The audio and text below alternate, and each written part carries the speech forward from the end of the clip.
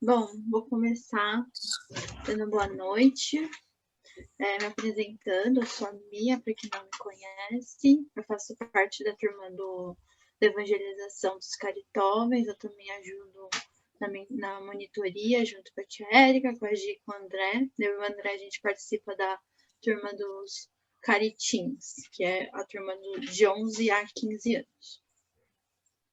Bom, vou começar explicando da onde que surgiu essa palestra. A gente está lendo, na minha turma, dos Caritóveis, a gente está lendo o livro Missionários da Luz, que é o terceiro livro da saga do André Luiz no Nosso Lar. Ele também foi psicografado pelo Chico, e a gente ficou muito tempo no terceiro, no capítulo 13 do livro, porque ele é um capítulo maior, ele é um capítulo mais denso, e eu usei ele como embasamento para fazer a palestra hoje para vocês. Bom, eu não queria muito chamar de palestra, porque eu acho que é bom ser mais uma conversa, eu queria a participação também de todo mundo, quem puder estar contribuindo, eu vou ficar super feliz, porque eu gosto mesmo de conversar, não gosto muito só de falar sozinho. Eu queria também falar, eu vou dar um resuminho para vocês do que é o livro. O livro ele fala sobre um processo. A gente ainda não terminou o livro, a gente ainda está no capítulo 14, porque vocês verem, a gente está desde março estudando o capítulo 13, a gente vai acabar o capítulo 13 no final de setembro, né, tia? Acho que final de setembro. Isso mesmo, 6 meses. Então a gente ainda não conseguiu terminar o livro. A gente quer deslanchar ele, ver se agora a gente termina, mas o capítulo 13 foi bastante importante para a gente. Bom, ele conta mais ou menos a história do André Luiz, entendendo como funciona. Ele dá bastante ênfase na história do Segismundo, que é ele que está trabalhando hoje, que é quem é o personagem principal desse capítulo também. O Segismundo ele é uma pessoa que está se preparando para a reencarnação, e o livro ele trata diversos temas, dentre eles o aborto, eu não tenho, porque senão eu vou me perder para falar para vocês. Dentre eles o aborto,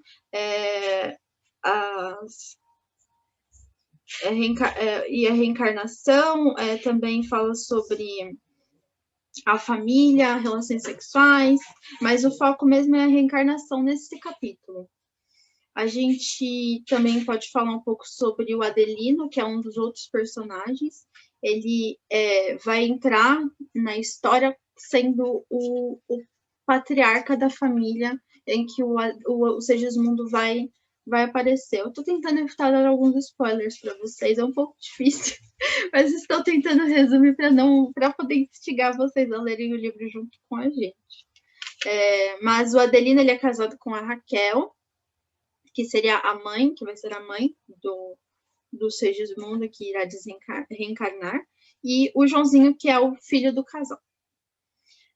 O Segismundo, ele volta nessa família.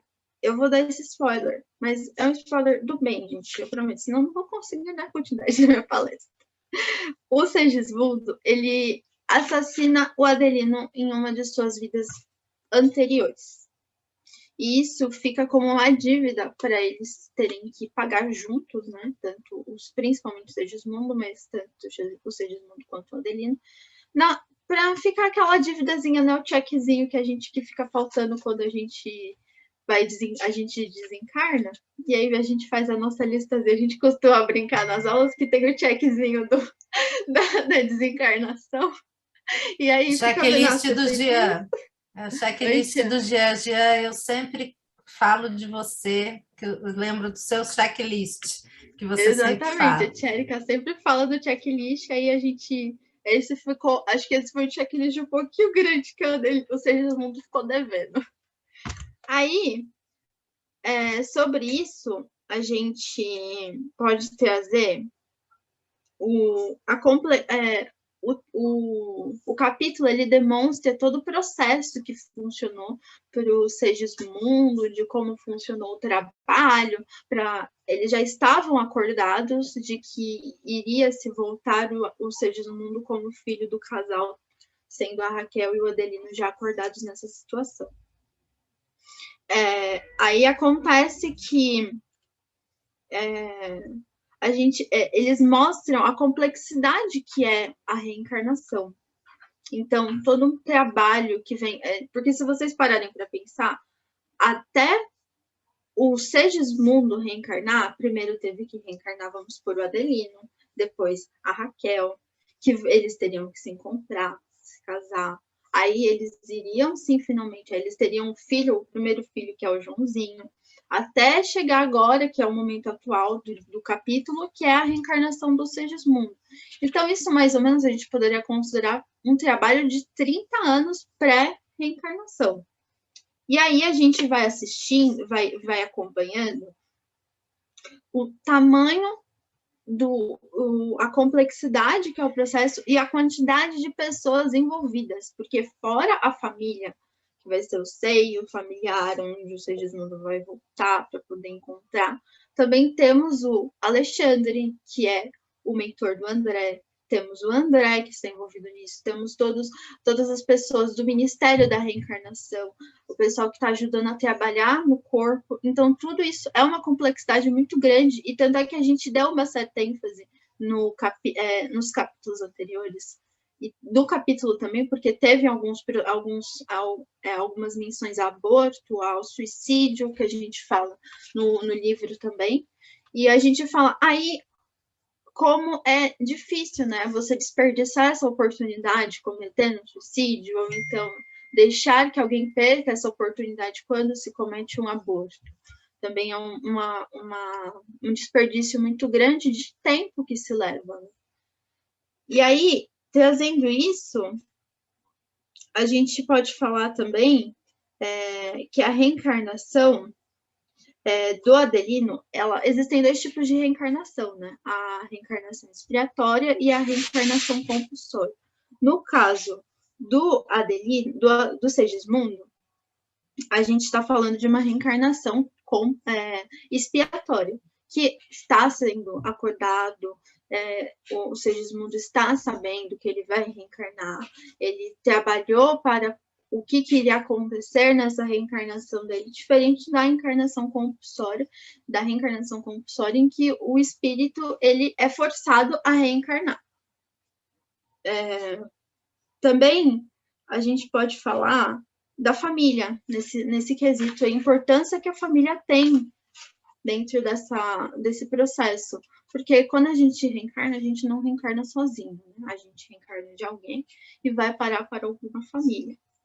Então, tem toda uma preparação de quem irá receber esse espírito. Tanto que no livro, eu quero citar o exemplo, que no livro tem um trecho em que o próprio Adelino está passando por um momento difícil e ele resolve... Ele está passando por uma dúvida, ele está passando por um sofrimento justamente por conta de ter acometido esse problema de ter assassinado o Adelino. E aí, a gente pode trazer dentro disso o perdão, porque acontece do Adelino não perdoar o Segismundo. Então, precisa-se entrar com o trabalho de o Alexandre intervir dentro da família, dentro do lar, porque o Adelino estava sofrendo com sonhos em que ele relembrava da fisionomia antiga do Segismundo. E aí ele estava passando por isso que repelia o processo da volta mesmo.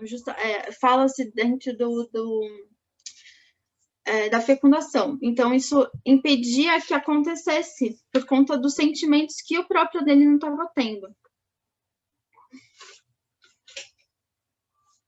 A gente pode falar que, tendo isso em mente, da reencarnação e de o Adelino estar sofrendo com essa falta de perdão e isso impedir a reencarnação do Segismundo, a gente pode trazer um pouco da questão também do julgamento, porque ele estava julgando, teve nesse trecho, o Adelino ele julga no sonho aquela pessoa em que ele encontra, e ele fica, isso ia repelindo, atrapalhando todo o processo que eles estavam tendo, e aí eles conseguem fazer com que o Adelino perdoasse o Segismundo. Mas acontece também a segunda parte do perdão, né? Que eu acho que é uma das mais importantes, que é o auto-perdão. Quando a gente não se perdoa, eu acho que o pior tipo de perdão que a gente não pode dar, que é a gente não saber reconhecer, a gente reconhecer aquilo que a gente fez de ruim, mas não deixar embora, a gente guardar esse sentimento pra gente, porque isso também é uma forma de impedir o nosso aprendizado. Eu trouxe para vocês um trechinho do Evangelho, que fala muito sobre isso, essa questão do julgamento, da gente sair julgando não só o auto-perdão. Eu acho que ele trabalha, o perdão em si, ele trabalha a gente recolher-se na humildade e, assim, a gente parar de julgar o outro, né? Tanto o outro quanto nós mesmos, por isso do auto-perdão. Então, eu queria trazer para vocês esse trechinho que fala o seguinte: a caridade material e a caridade moral. Ele está no capítulo 13, no artigo 9. Amemos-nos aos outros e façamos do outro o que queríamos que fosse feito. Toda religião, toda moral se encontram cercadas nesses preceitos. Se fossem seguidos nesse mundo, seriam todos perfeitos. Nada mais de ódio, de divergência, nada mais de pobreza. Ajudai com o que tendes de melhor, porque Deus vos retribuirá um dia e o bem que havia feito. Amai o próximo como a vós mesmos, porque sabes agora que esse infeliz que repele talvez seja um irmão, um pai, um amigo, que afastais para longe de vós. E então, qual será vosso desespero ao reconhecê-lo no mundo dos espíritos? Desejo que compreendas bem o que pode ser a caridade moral, que cada um pode praticar e nada custa materialmente. A caridade moral consiste em se suportar uns com os outros, que é o que menos fazem neste mundo inferior, onde estão encarnados neste momento. Irmã Rosária, Paris, 1860.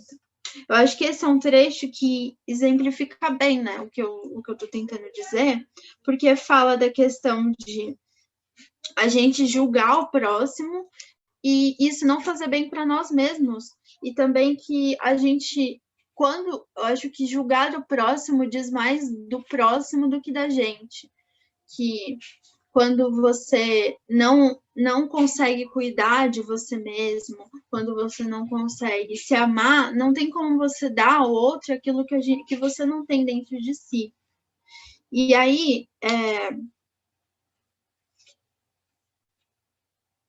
eu queria trazer para vocês também a questão de que, e com isso a gente pode falar também o julgamento não só de alguém que está distante, mas também quem está dentro de nossas casas. E é por isso que a gente fala da questão da reencarnação ser um processo em que envolve todos da família qual você vai reencarnar. Porque não é somente a pessoa que vai reencarnar, é a família que tem que estar preparada, e dentro dessa família, muitas vezes, tem questões que precisam ser resolvidas e por isso que estão voltando junto como uma família.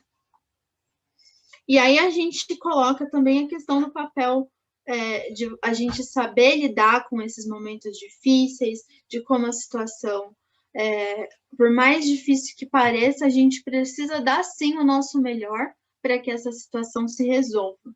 E a melhor forma de a gente encontrar essa solução é também estudando, seja ela qualquer religião, como a gente está falando hoje dentro de um centro espírita, estudar a doutrina. E quanto mais cedo a gente estuda essa doutrina, melhor, né? Por isso, a importância de ter pais preparados e mostrar o quanto que essa missão de se tornar pai é algo divino, né? Eu acho que aqui quem é pai sabe muito bem como é difícil criar um ser humaninho, minha mãe que o diga. difícil mesmo. E ela é uma missão que eu acho que por ser tão difícil, é uma missão, é uma dádiva divina.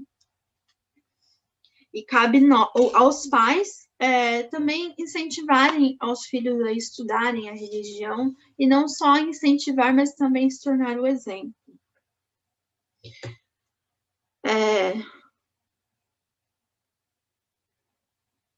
Falando mais sobre a questão da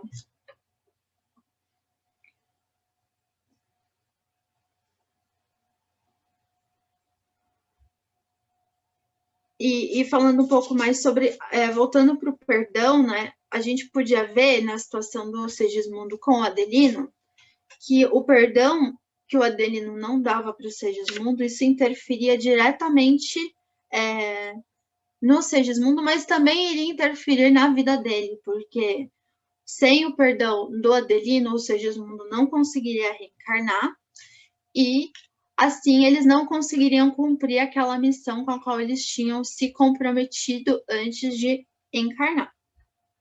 E aí isso mostra pra gente como nós não estamos isolados, né? A gente vive numa sociedade, seja ela aqui ou no outro plano. E com isso a gente precisa tomar consciência das nossas atitudes e dos nossos atos, e que isso nos faz donos do nosso próprio destino. A gente precisa entender que a nossa responsabilidade perante nossos atos não afeta somente o próximo, mas também a gente mesmo. Cada ser humano é um universo, cada espírito é um universo, é um mundo e é um lar. E sendo um lar, a gente precisa se tratar com o devido respeito que a gente merece. Porque só assim, voltando, só assim a gente vai poder aprender a se amar e amar o próximo. Também existem aquelas situações em que a gente olha para a pessoa, voltando ao julgamento, e fala, nossa, essa pessoa não tem jeito. Ou a gente olha para nós mesmos e fala, não tem um jeito, não, deixa quieto, esquece, não tem um jeito. Só esperando a morte chegar, né? Como diria a Raul Seixas, a boca escancarada, cheia de gente esperando a morte chegar, né? Mas não é bem assim, meu povo. Dá sempre para a gente melhorar, dá sempre para a gente crescer. A questão, pensando sobre... Tem um trecho que o Alexandre traz para o André, que eu acho bem válido de ler aqui para vocês. Todo plano traçado na esfera superior tem por objetivos fundamentais o bem e a ascensão. E toda alma que reencarna no círculo da crosta, ainda aquela que se encontra em condições aparentemente desesperadoras, tem recursos para melhorar sempre. Tá, mas o que isso quer dizer, né? Bom, em algumas poucas palavras, eu acho que essa frase é uma frase bem legal de se dizer. Quando um diamante ele se encontra no meio encafinhado da lama, ele deixa de ser um diamante? Não, ele continua sendo um diamante. E é isso.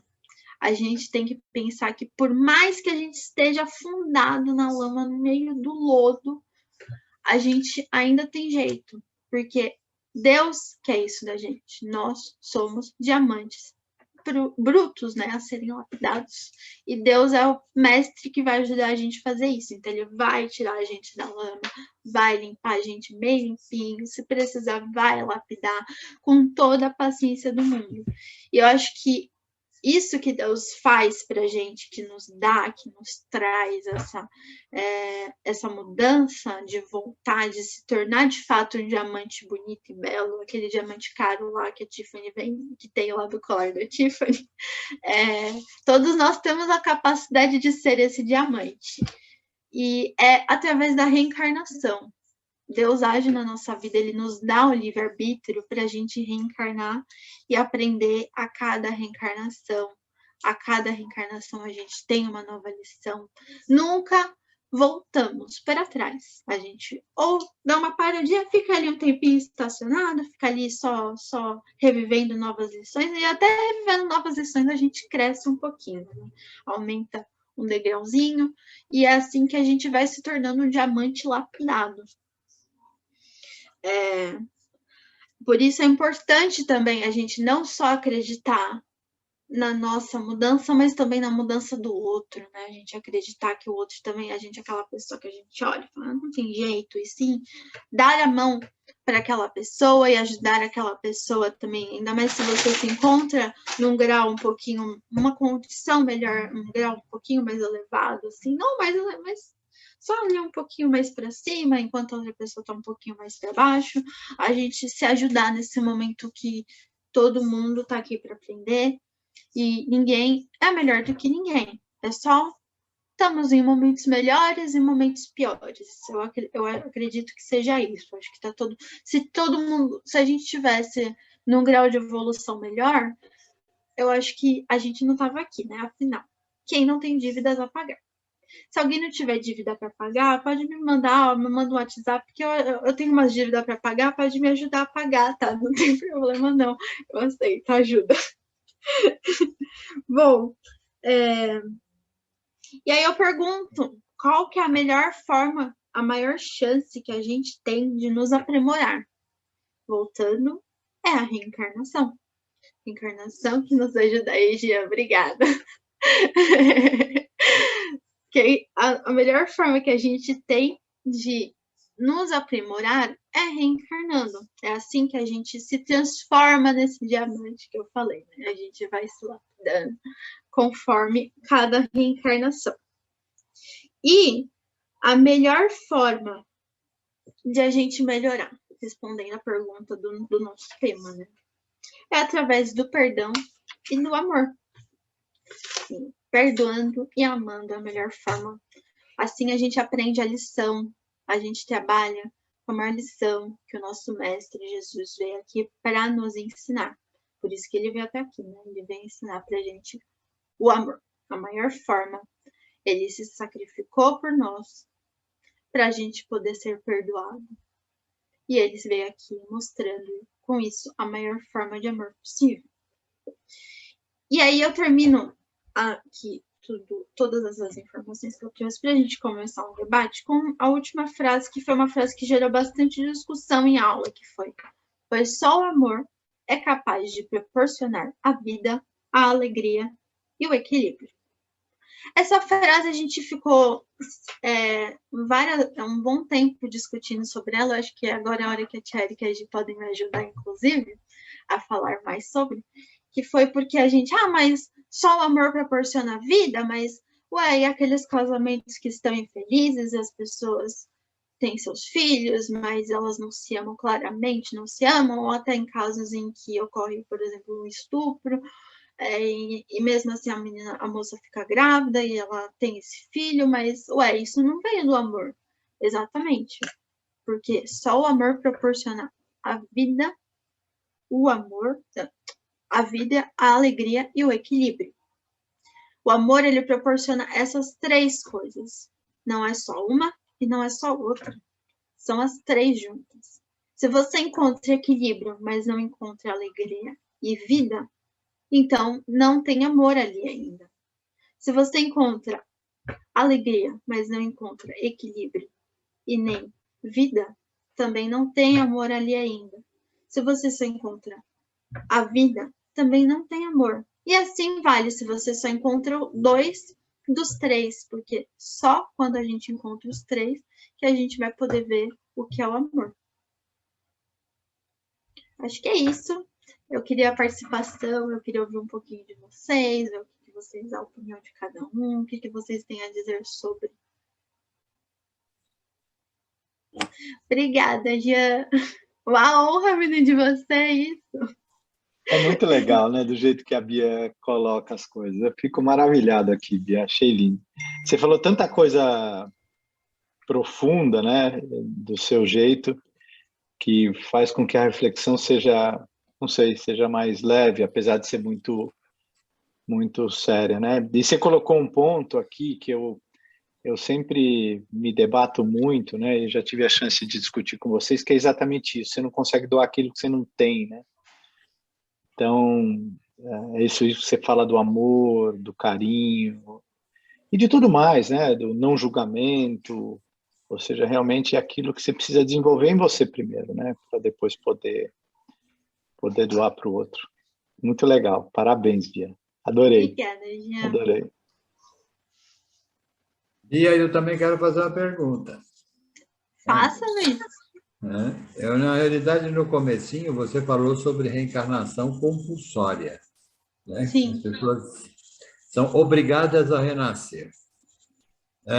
Num primeiro momento, a hora que você toca isso, dá uma sensação meio de coerência, né? Com tudo aquilo que você falou depois, do Deus amor, etc, etc e tal. Como é que é essa reencarnação compulsória? O que a gente objetiva nela? Não é obrigação, né? Eu acho que é uma outra forma de você receber a missão. A reencarnação, quando a reencarnação, ela é a reencarnação que ocorreu com os seres do mundo, É voluntário? que é a reencarnação expiatória, ela tem uma preparação do envolvido, né? De quem vai vir para este plano. Ele tem uma maior interferência naquilo que ele vai fazer. Já a reencarnação compulsória é uma reencarnação pré-planejada, sem o envolvimento do indivíduo que vai reencarnar. Ele simplesmente dá essa missão a ele e ele precisa cumprir. Óbvio que ele tem o livre-arbítrio de, por exemplo, voltar, né? Ele, por exemplo, não aceitar a missão, ou então ele vir, mas ele voltar, né, antes da hora. Mas o objetivo da reencarnação compulsória é mais porque, às vezes, o indivíduo ele não tem a condição de ter o discernimento de reencarnar por si só, né, só com a sua, tipo, eu ter o impulso de falar eu vou voltar, eu preciso voltar. Então, tem-se essa interferência do plano. Eu quero a ajuda dos universitários.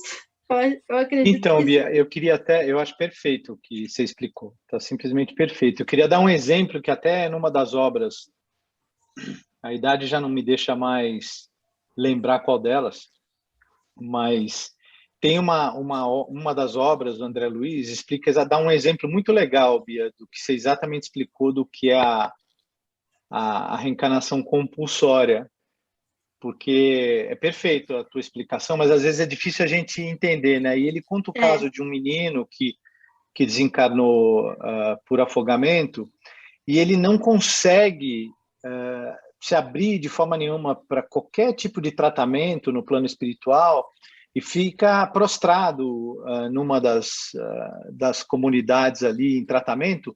Mas aí chega um momento que o André Luiz se aproxima dele com alguns outros mentores e diz, olha, o único jeito de resolver isso, um mal que surgiu da matéria vai ter que ser resolvido agora pela matéria. Então, eles criam a reencarnação compulsória para ele e ele reencarna, fica poucos anos para resolver exatamente aquilo e ele poder desencarnar e receber, assim, ajuda. Então, é exatamente o que você falou, aquele espírito não teve papel nenhum, ele estava ali prostrado, sem nenhuma reação, reencarnaram ele compulsoriamente para que ele tratasse isso e deixasse aquilo que ele estava carregando, para que ele pudesse desencarnar novamente, aí sim ser tratado pelo plano espiritual. Óbvio que a gente fala isso, parece que é algo imediato, mas não, foram alguns anos aí, se não me engano, ele ficou encarnado aqui 5, 6 anos, alguma coisa assim, aí sim foi permitido que ele desencarnasse de novo para aí sim ser tratado sem aquele mal que ele deixou aqui, efetivamente. Então, até é apenas um exemplo do exatamente.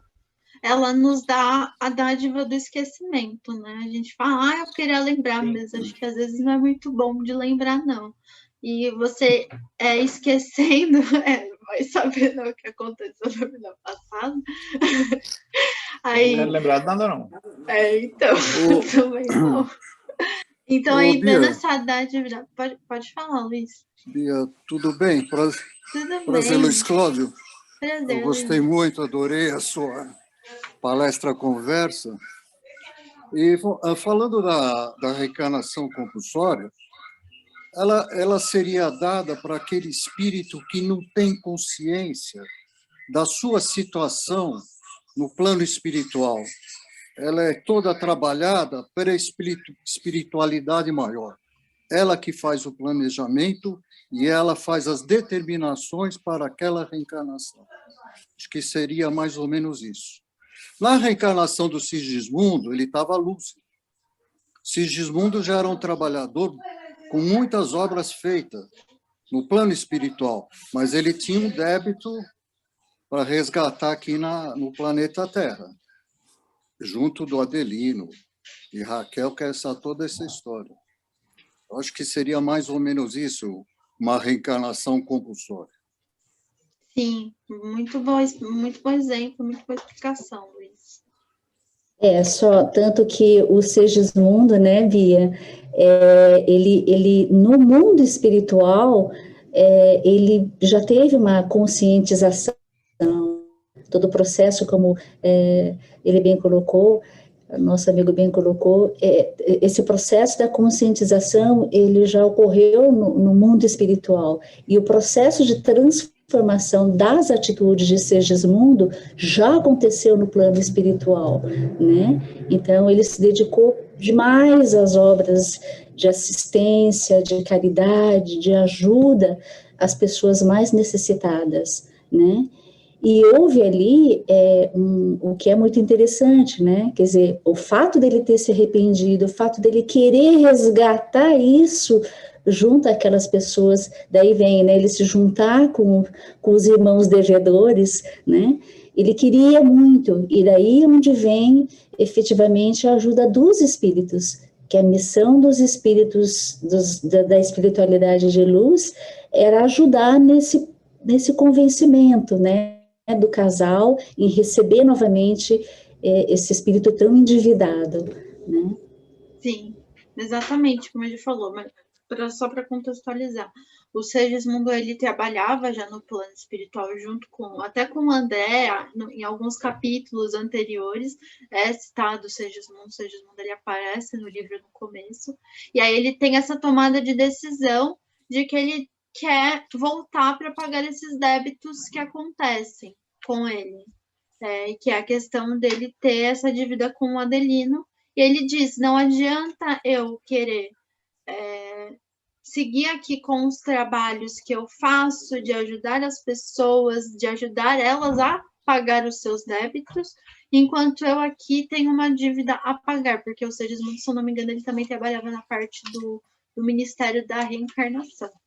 Então, ele tem essa conclusão depois de um serviço que ele resolve montar, que é um serviço de apoio, lá no plano de socorro, lá no plano espiritual mesmo, lá na colônia do Nosso Lar. E com isso ele conclui, depois de tanto ajudar pessoas a pagar os seus débitos, não posso somente eu ficar aqui ajudando enquanto eu tenho minha dívida a pagar. E aí que ele conclui que ele deve sim reencarnar. E aí começa todo esse processo. Bia, você no momento falou da missão conjunta, né? Quando lá, né, que você falou da missão conjunta, que essa missão ela não acontece sozinha, que nós temos a família, né, que nos ajuda, nos apoia, os amigos. Eu queria que você falasse um pouquinho disso, dessa questão da missão conjunta, da importância daqueles que estão à nossa volta, tanto quando não reencarnamos ainda e tanto quanto quando estamos reencarnados. A família, ela é o cerne, né? Eu acho que é onde todos nós aprendemos seja ela uma família de laços consanguíneos, seja ela aquela família em que a criança é adotada, mas ainda assim continua sendo uma família, ou então aquela família que a gente constrói ao longo da vida. Todos esses exemplos de família já são estudados, né? Antes da gente reencarnar. A gente tem um plano, né? Não viemos aqui loucamente, vamos curtir a vida doidados e seja o que Deus quiser para cada um de nós, né? A gente tem um plano traçado, a gente tem todo um estudo. E a importância da família é porque muitas vezes pode acontecer de a gente ter alguma dívida ou a gente precisar vir aqui para ensinar alguém, que eu também acredito que seja uma das maiores formas de aprendizado, e utilizar isso para ajudar nosso crescimento, a nossa evolução, tanto moral quanto espiritual. Então, a importância da família que ajuda a gente a montar todo o nosso plano, a montar todo o nosso crescimento, e a gente trabalha junto com a família para poder trazer algum tipo de evolução. Com licença. Boa Pois noite. não. Boa noite. Boa noite Quem a que é? todos aí. Boa noite, Reginaldo. Eu tenho participado há muitos anos de várias formas dos grupos formados, onde tem uma explicação a respeito de um determinado tema. E eu tenho que chamar a atenção que das últimas dezenas de reuniões, essa que está tendo o maior interesse em participar com algum argumento, alguma pergunta, alguma colocação, como os anteriores amigos fizeram. Eu queria, então, perguntar, é uma pergunta: aonde está o erro do raciocínio que eu vou acabar de explicar na sequência aí?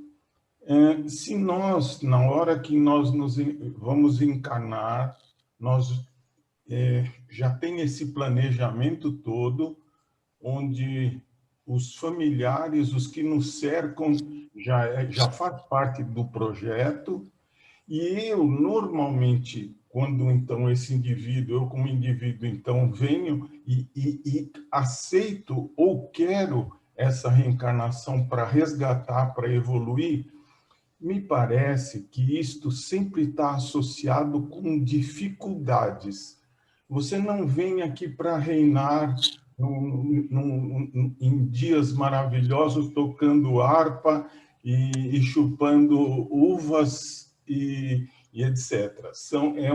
É uma trilha árdua, para uns mais e para outros menos, escolhida previamente para nós galgarmos os degraus aí da evolução. Se é assim, planejado dessa forma, e eu, de repente, apago e não sei não tenho conhecimento desse projeto. E os meus familiares e os meus amigos que me cercam, diante de uma grande dificuldade, por exemplo, uma doença, eles começam, então, a orar por mim, pedindo a Deus que me cure. Eu pedindo a cura, pedindo a salvação. Se nós olharmos, então, nesse projeto, como é que Deus, como é que o Criador vai atender a essas orações de solicitação para alteração de um projeto que já era previamente estipulado, que deveria ser com esse quadro de sofrimento, para que a pessoa conseguisse o que está pretendendo. Então, eu, nessa hora, me atrapalhei e me atrapalho, porque como eu vou colocar isso para o Criador, essa solicitação, se a coisa já é desse jeito? Parece que então não vai adiantar. Se eu vou orar por ele, o que ele vai fazer se ele fala: meu amigo, você não combinou tudo isso antes? Vocês todos combinaram isso aí. Ele é essa peça que vocês estão pedindo para que ele melhore, nós não combinamos já? Então, onde está o erro disso, ou é assim mesmo? Então, vamos lá. Eu posso falar? Alguém quer falar antes? Acho que... Tá. Bom, toda oração é bem-vinda, né? Eu acho que oração mal ela nunca faz, né? Eu acho que a oração, ela vinda feita com o coração, ela é sempre muito bem-vinda, e ela sempre vai acabar fazendo de um jeito ou de outro. Tem o André Luiz, acontece do André Luiz desencarnar e ele se encontra no umbral. E a única coisa que fez ele sair daquela situação da lama que ele se encontrava para poder tomar a coragem, a atitude dele de tomar a coragem de começar a orar e pedir para que os espíritos do plano espiritual descessem até o umbral e resgatassem ele, o que foi o pontapé da ajuda foi a oração da esposa de um paciente que ele atendia. O único paciente que ele atendia gratuitamente por obrigação, porque eu acho que naquela época tinha uma questão de lei, que você era obrigado, ele atendia de muito mau grado ainda, diga-se de passagem. Foi a única oração, a única pessoa que se dispôs a orar pelo André Luiz depois de sua morte, porque nem a sua família o fez. A oração, ela acontece, sim, pedindo para a melhora daquela pessoa, mas não necessariamente vai ser atendido, porque a nossa oração, o que a gente pede, é diferente do que é o que a gente sempre fala, é diferente do plano superior. Quando a gente pede, a gente pode pedir, eu posso pedir R$1 milhão, vamos supor, né? Eu posso pedir para eu ficar milionária, posso rezar porque todos os dias de minha vida, mas é isso que está proposto para o meu plano? Não, pode ser que sim, pode ser que não. Acredito eu que não, né? Mas o que importa é o que vem do meu coração, porque esse pedido tão supérfluo não vai ser atendido e provavelmente não é um pedido meio vazio, né? Mas vamos supor, eu tenho um caso hoje de uma tia minha que está passando por um problema de saúde, ela está com câncer, e eu posso, e vamos supor, graças a Deus ele não é um estado terminal, mas vamos supor que fosse, só uma suposição, eu posso pedir do fundo do meu coração para que ela se cure. Mesmo que essa minha oração não seja atendida no molde qual eu estou pedindo para, seja Deus, seja o plano espiritual, mesmo que essa minha oração não seja atendida da forma como eu estou querendo, ela vai ser atendida, seja ajudando a amenizar o sofrimento de desencarne daquela pessoa, seja ajudando a tratar aquela dor e prolongar um pouco mais a vida dela. Mas não necessariamente aquilo que a gente pede da forma exata e específica como a gente pede é o que vai ser atendido, justamente pelo nosso plano, todo o nosso trajeto ser traçado de uma forma diferente daquilo que a gente espera. Então, nunca tudo aquilo que a gente quer é o que vai ser nos dado. E é isso que é importante da gente guardar, né? Nada, Deus dá pra gente falou isso numa das aulas, na oração do Pai Nosso que estás no céu, santificado seja o vosso nome. Aí venha a nós o vosso reino, seja feita assim na terra como nos céus. O pão nosso de cada dia nos dai hoje. O pão, o alimento que a gente precisar hoje, Deus nos dá. A gente pode estar pedindo pão, ele pode dar para a gente uma torrada, mas ele está dando para a gente aquele alimento, que é o que a gente precisa naquele momento. Então, não necessariamente quando a gente pede para Deus, aquele pedido vai ser atendido da forma como a gente quer, mas sim da forma como a gente precisa. Acho que deu para explicar um pouquinho, alguém quiser acrescentar? Acho que uma oração... Desculpa, Lu. Pode falar. Não, eu estava pensando aqui que numa oração a gente também tem que saber o que pedir, né?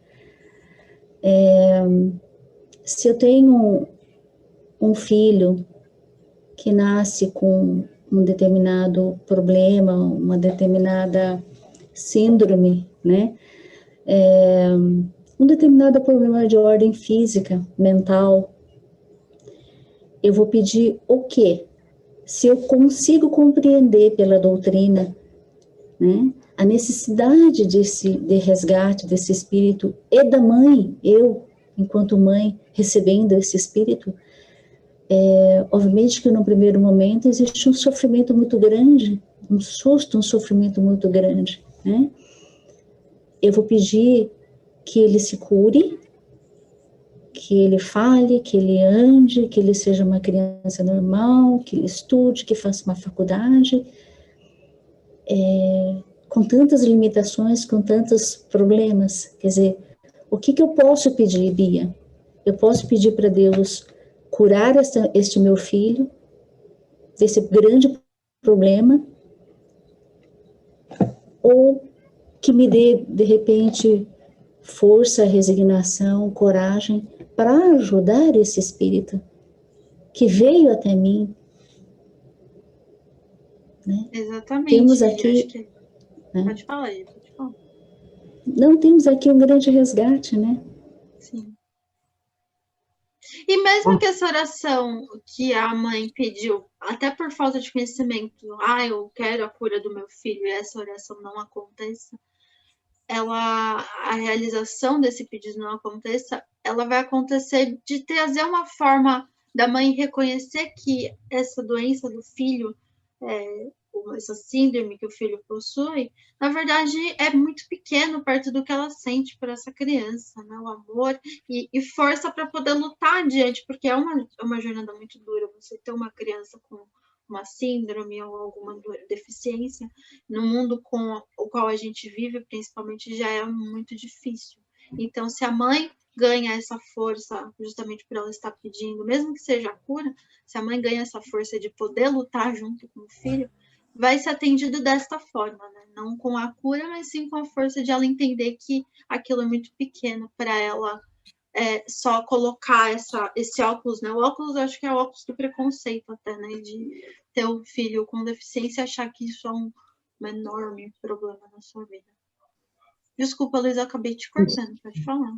Deixa eu dar calma e falar. A oração, na verdade, é a caridade, vamos dizer assim, que nós podemos prestar em qualquer circunstância, né? Então, não importa se a pessoa vai aproveitar aquilo ou não, nós devemos orar sempre, né? E eu posso dar um pequeno exemplo aqui. Por exemplo, alguém pode conhecer um mendigo, tá certo? Quando a gente dá uma moedinha, ele corre para barzinho e toma pinga. Nós vamos deixar de dar essa moedinha para aquele mendigo? Não, porque se nós estamos aqui e posso fazer essa caridade, faça sempre, não pergunte por quê, tá certo? Sabe por quê? Esse mendigo, ele pode ter mentores, tá tentando ajudar aquele mendigo lá, né? Se o mendigo não agradecer, os mentores dele vão ficar agradecidos e quando a gente precisa de alguma coisa, a gente, quem sabe, até receber algum tipo de ajuda daqueles mentores, daquele mendigo, né? Porque nunca ninguém aqui está sozinho. Aparentemente está sozinho, mas ao lado tá os nossos protetores, aqueles que realmente foram designados para zelar para o bem-estar daquele indivíduo, etc. Indivíduo nunca agradece, mas qualquer bem que a gente fizer, o bem tem que ser feito sem nenhum retorno. Amor é assim, amor verdadeiro é dar sem esperar nada de volta, né? Bom, e aqui foi falado de toda a programação de família, né? Quando alguém vai reencarnar, existe uma programação no plano espiritual, sempre existe. Só que, por causa do livre-arbítrio de cada um, não significa que aquela programação vai funcionar exatamente daquele jeito. Pode ser que aquele espírito, quando reencarnou, esqueceu de tudo isso e começa a fazer coisas que não estava previsto, que está fora da lei de Deus. Então, aquela história, se esse indivíduo reencarnou aqui e não fez aquelas tarefas, Kardec já é claro, não se preocupe, ele vai ter que voltar aqui e refazer esse trabalho, não é assim? E no caso da reencarnação, o que acontece é que muitos espíritos que realmente familiares ou então está próximo, quer o bem daquele indivíduo, etc., quem sabe alguns já reencarnam como algum parente ou então algum vizinho que vai estar lá, para que de repente alguma coisa dê errado, cada um desses aí vai ajudar. Então, no caso de reencarnação, em muitos casos, eu acredito que exatamente tudo aquilo que foi programado nem sempre é seguido, tá certo? Isso aconteceria se fosse um espírito mais evoluído que vem aqui para fazer algumas tarefas, né? Prova, alguma coisa assim. No caso de expiação, talvez não. Bom, seja lá como for, se tiver oportunidade de fazer o bem, o recado é o seguinte: faça. Não espere o resultado, tem que fazer, tá certo? Aquele que está na posição de poder fazer o bem e não faz, na verdade, está se contraindo alguma dívida lá com Deus, porque podia fazer e não fez. Então, a doutrina espírita explica o seguinte: todo aquele bem que não fez, na verdade, por omissão, vamos dizer assim, isso vai se contrair em forma de algum tipo de sofrimento, né? Então, aquele que teve a oportunidade de fazer o bem e não fez, ele, na verdade, vai ter que reencarnar uma reencarnação futura, alguma vida futura, vai ter que fazer tudo aquilo que deixou de fazer naquela reencarnação. Então, é assim que funciona.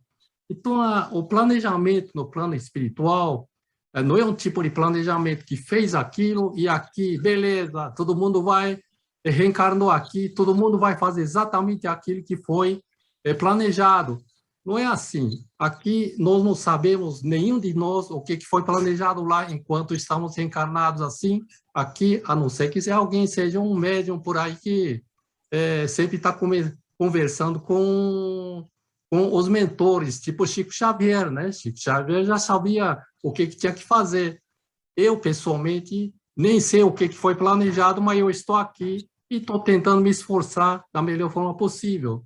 Então, se tem um doente que ele está no estágio terminal, parece que orar é bobagem.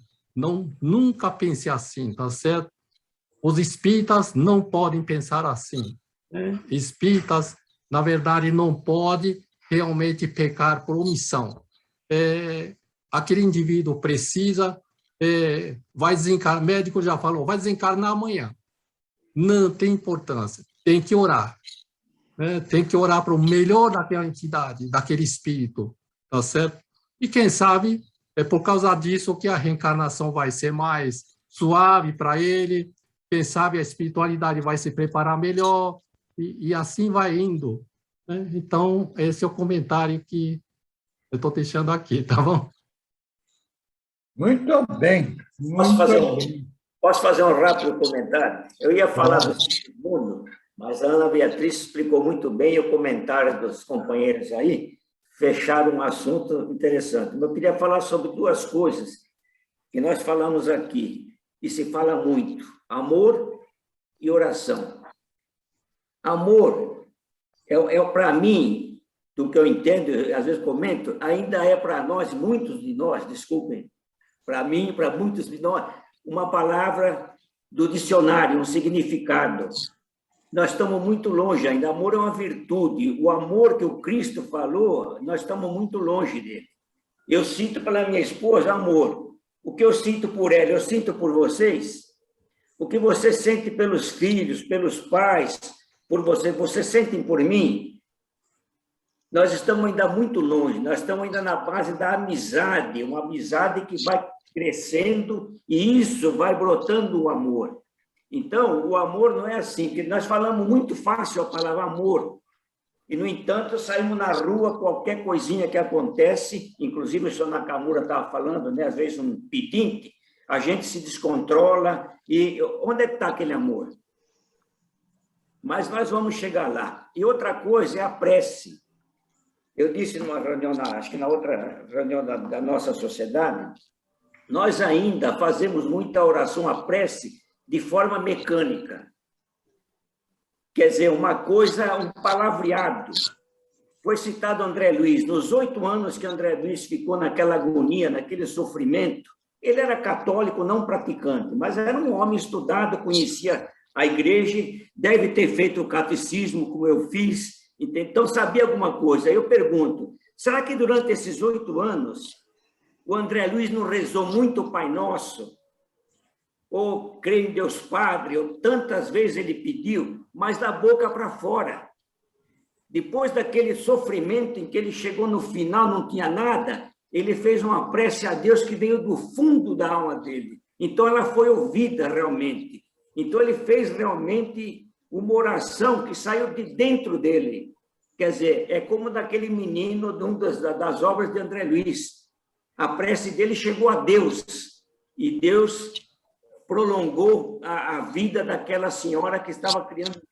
Então, são essas coisas. Nós estamos ainda caminhando.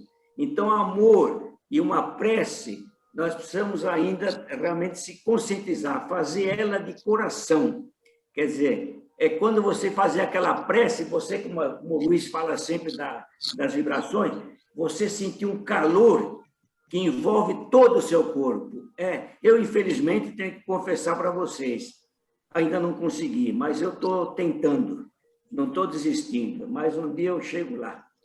Desculpe aí, obrigada pela oportunidade. Muito bom, muito bom. Já, certo? Eu acho que você tem que pensar, né, em preparar a Bia para trabalhar no ESD, né? Certo? Já está preparada. Luiz, eu queria falar uma coisa também. Pois não. A respeito da programação feita lá em cima para que a gente volte para cá, reencarne.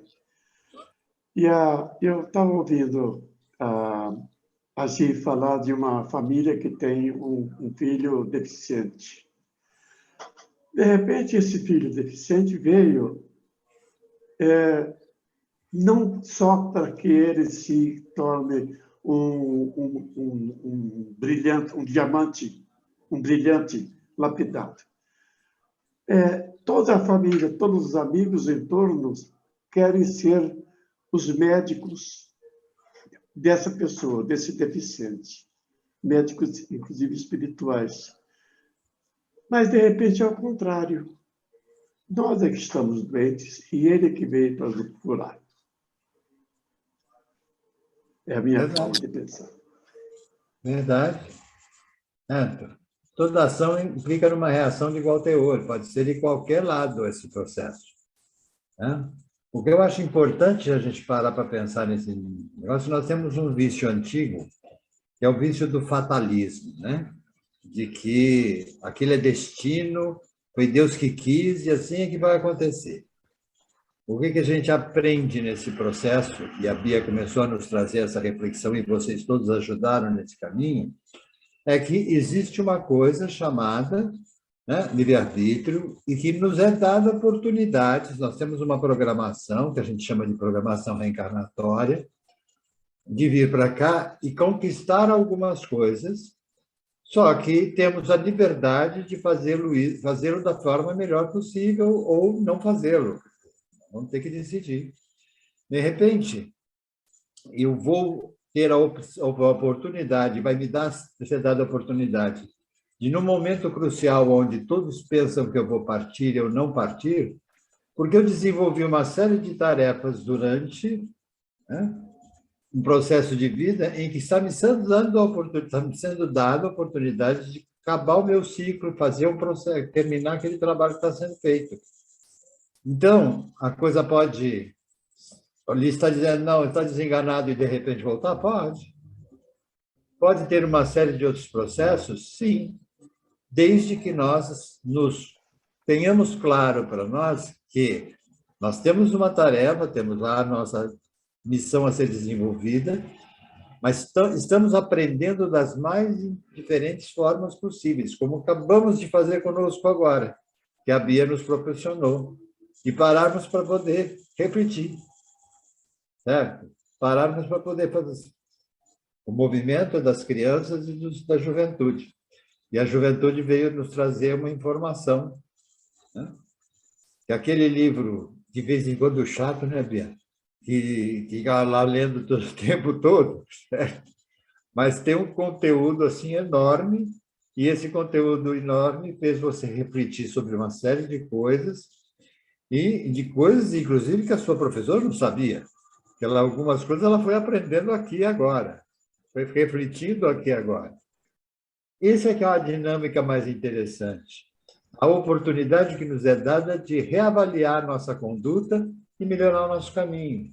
Então, não tem essa de é fatal, é de destino, não vai poder mudar.